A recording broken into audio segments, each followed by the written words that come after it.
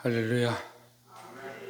욥기 16장 말씀 함께 나누겠습니다.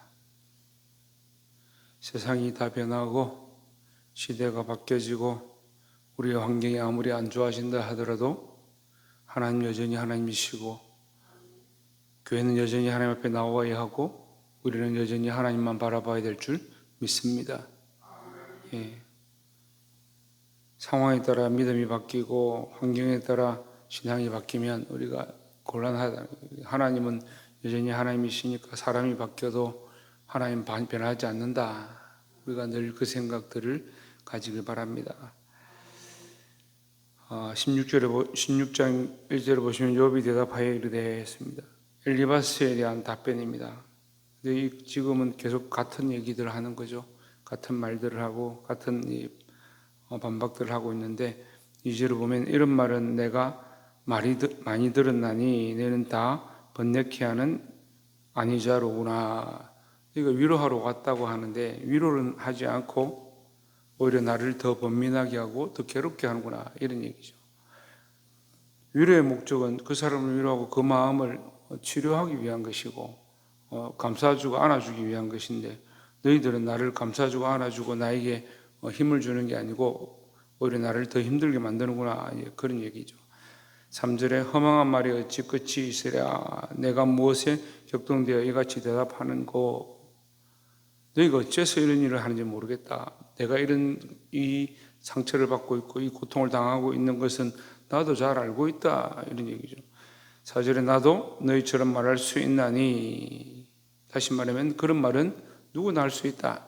보이는 것들을 보고 이렇게 됐구나, 이것 때문에 저렇게 됐구나, 네가 잘못해서 이런 상처를 이런 고통을 당하고 있구나, 이런 말은 누구나 할 수 있다. 가령 너희 마음이 내 마음 자리에 있다 하자. 나도 말을 지어 너희를 치며 너희를 향하여 머리를 흔들 수 있느니라. 입장을 바꿔놓고 생각해봐라. 만약에 내가 너희가 그렇게 당한 상황들을 보게 된다면 나도 그렇게 쉽게 말할 수 있다. 하지만 그렇게 하는 것이 옳지 않다는 거죠.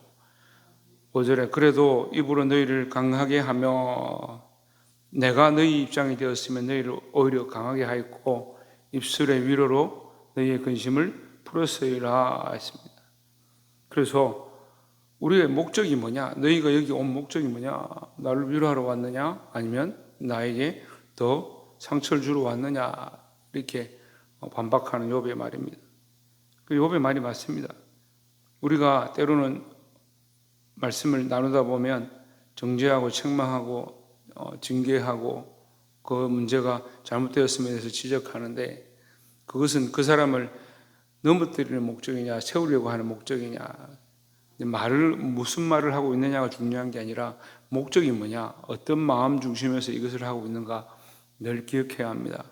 우리는 하나님의 마음으로 영혼들을 바라보고 하나님의 시각으로 이 시대를 바라보고 하나님 우리에게 주시는 그 사랑을 가지고 그 사랑을 들고 나가서 사람들에게 나눠주고 그 사람들에게 하나님의 사랑을 가르치는 것, 이게 제자의 사명이고 복음을 받은 자의 모습들이다라는 겁니다. 우리는 예수 그리스도를 믿고 예수님의 자녀들, 제자들이고 하나님의 자녀들이다. 우리는 뭘 전합니까? 복음을 전합니다. 복음이 뭐예요? 하나님 우리를 향한 사랑이요. 복음이 하나님께서 우리에게 그리스도를 보내셔서 십자가에 죽기까지 우리를 끝까지 사랑하신 겁니다. 실제로 와서 예수님 말씀하실 때 노끈으로 채찍을 만들어 회당에 있는 자들을 쫓아내시고 그 상을 얻고 장사하는 상들을 얻고 동전 바꾸는 자의 상들을 얻고 그렇게 하는 것들을 볼 때 사람들이 예수님 너무 하신 거 아니냐, 바리새인들 보고 이 독사 자식들아 회칠한 무덤 이렇게 하실 때 보면 너무 예수님 정죄하는 거 아니냐, 이렇게 볼 수 있지만 그 속에는 뭐가 있느냐, 하나님 사랑이 있다는 거죠. 돌아올 자들 돌아와야 되고 들을 자들 들어야 하고 회개할 자들 회개해야 된다는 거예요. 그 회개케 하는 거, 하나님 앞에 돌아오게 하는 것이 때리는 목적이 아니라 돌아오게 하는 것이 하나님의 목적이다. 그래서 우리는 이 시대의 위로자들로 서야 합니다. 세상에 소망이 없는 자들, 세상에 상처받은 자들을 위로해서 바른 말을 하고 책망을 하더라도 어떻게 해야 되냐, 하나님 앞으로 돌아오게 하고 하나님의 사랑을 깨닫게 하는데 쓰임 만든 자들이 되어야 합니다. 똑같은 일을 하고 있죠. 세상 사람들도 이렇게 해요. 그런데 그 속에 뭐가 없습니까? 참 사랑이 없는 거죠. 우리가 이 하나님의 사랑을 안다면 우리의 중심에 늘 하나님의 사랑을 가지고 많은 영혼들을 대하고 하나님의 사랑을 가지고 교회를 섬기고 하나님의 사랑을 가지고 어린 생명들을 주의 복음 앞으로 이끌 수 있는 자들이 되기를 주의 이름으로 축원합니다. 두 번째는 우리가 꼭 알아야 될 부분인데 6절에 내가 말하여도 내 근심이 풀리지 아니하나니 잠잠한들 어찌 평안하랴. 7절에 그래서 내가 말을 하겠다 이 말이죠. 욥이 내가 가만히 있어도 이 고통과 상처가 없어지지 않으니까 나는 말을 하겠다. 무슨 말을 하겠냐? 나도 바른 말들 하겠다. 있는 그대로 말하겠다 이 말이에요. 7절에 이제 주께서 나를 궁극케 하시고 나의 무리를 비패케 하셨나이다. 주께서 나를 시들게 하셨으니 이는 나를 향하여 증거를 삼으심이라. 나의 파리한 모양이 일어나서 대면하여 나의 죄를 증거하나이다. 9절에 그는 진노하사 나를 찢고 군박하시며 나를 향하여 이를 갈고 대적이 되어 뾰족한 눈으로 나를 보시고 10절에 무리들은 나를 향하여 입을 벌리며 나를 천대하여 뺨을 치며 함께 모여 나를 대적하는구나 했습니다. 하나님께서 나에게 이렇게 힘들게 하시는데 그래도 나는 정말 고통스럽다. 그런데 너희들까지 와서 나를 이렇게 뺨을 치고 욕을 하느냐 그렇게 말하는 거예요. 근데 우리가 여기서 욥이 하나님 원망하는 것처럼 보이지만 사실 욥이 하나님 원망하는 것이 아니고 있는 사실을 얘기하는 겁니다. 자, 우리가 조심해야 될 게 뭐냐면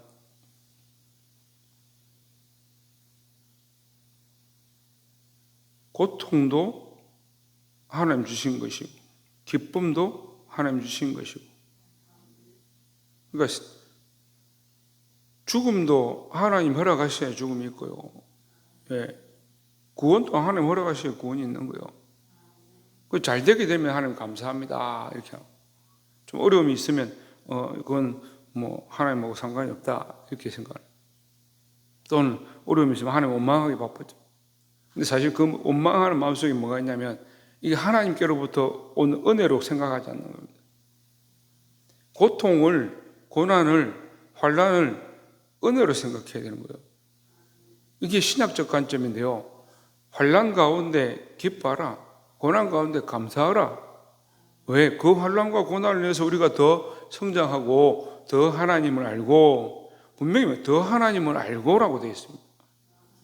환난과 고난을 통해서 하나님의 섭리를 알고 하나님의 방법을 알고 하나님 인도하심을 알고 그 하나님 하시는 일들을 보게 되어야 되는데 우리는 고난과 환난이 닥치면 하나님 이렇게 우리에게 이렇게 할 리가 없다. 하나님 왜 이렇게 나를 힘들게 하십니까?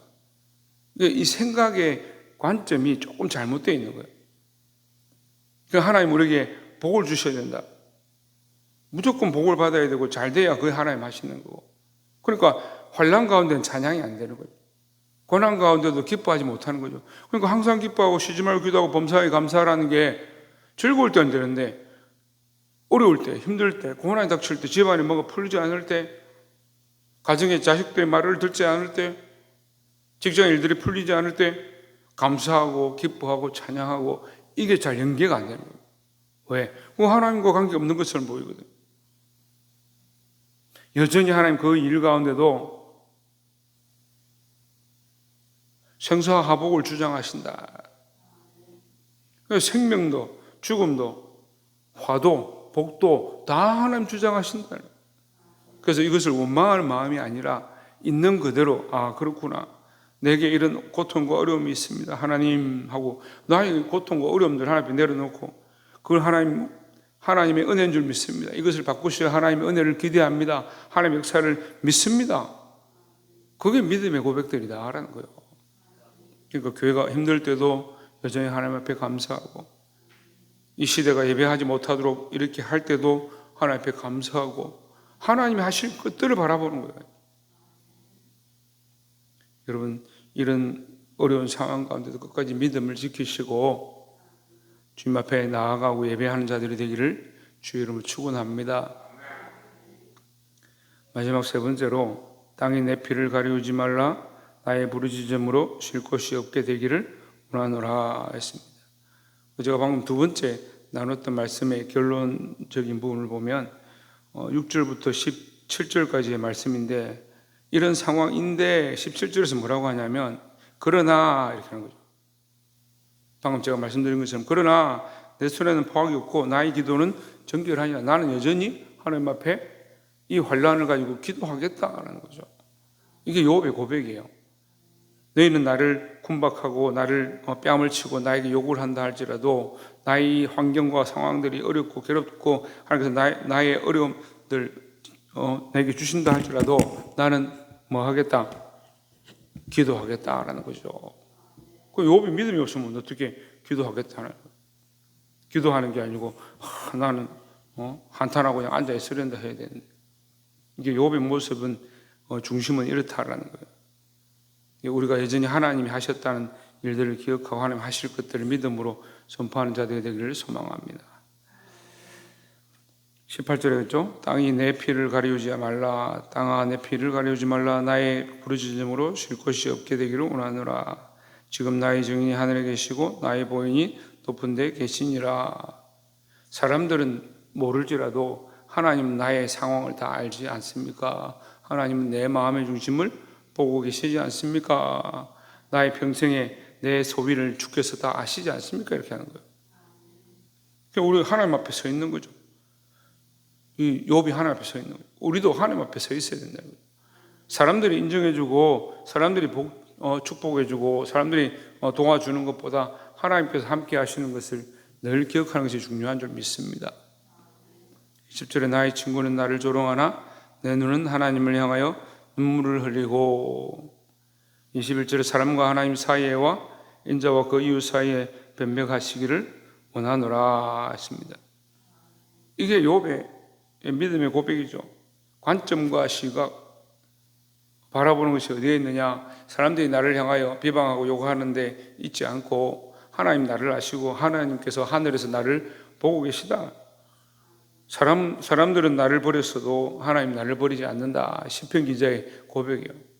친구들은 나를 버리고 사람들은 나를 버릴지라도 하나님 여전히 나를 버리지 않는다. 우리가 연약해서 잊어버릴 뿐이지 하나님은 여전히 우리를 사랑하고 계시다라는 거죠. 여러분, 우리가 이 말씀을 기억하고 여전하신 하나님, 시대가 바뀌고 세상이 바뀌고 지금보다 더 심각한 전염병들이 일어나서 예배할 수 없고 교회에 나올 수 없는 그런 상황이 된다 할지라도, 그렇게 상황이 되고 세상이 다 망하고 교회가 다 무너진다 하더라도, 그러면 다 무너지면 하나님 안 계시냐? 하나님 여전하신 거예요.